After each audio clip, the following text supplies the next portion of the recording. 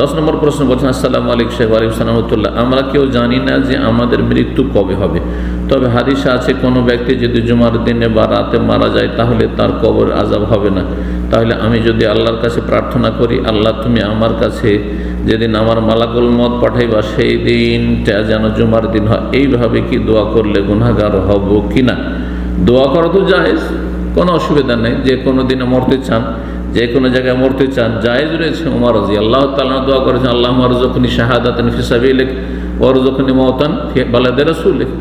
আল্লাহ তোমার রাস্তায় আমাকে শাহাদাতের মর্যাদা দান করো, শাহাদাত দান করে যেন শহীদ হতে পারি, আর তোমার নবীর শহরে যেন মরতে পারি। তো নবীর শহরে মরার জন্য দোয়া করা যেতে পারে, তো জুমার দিন মরার জন্য দোয়া করা যেতে পারে। কিন্তু জুমার দিন মরলেই কবরে আযাব হবে না, এটি ভ্রান্ত ধারণা।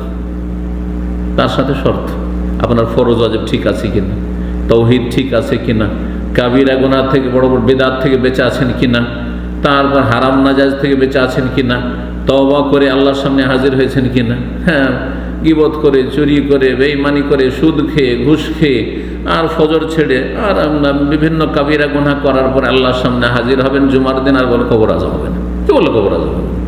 এসব ভ্রান্ত ধারণা, এসব আসলে বিশ্বাস করা মোটেই ঠিক নয়। এগুলো মানুষকে আরও পথভ্রষ্ট করবে, গুনাহ করতে থাকবে আর মনে করবে যে জুমার দিন মরলেই বাস জান্নাত। এত সহজ বিষয় আসলে নয়।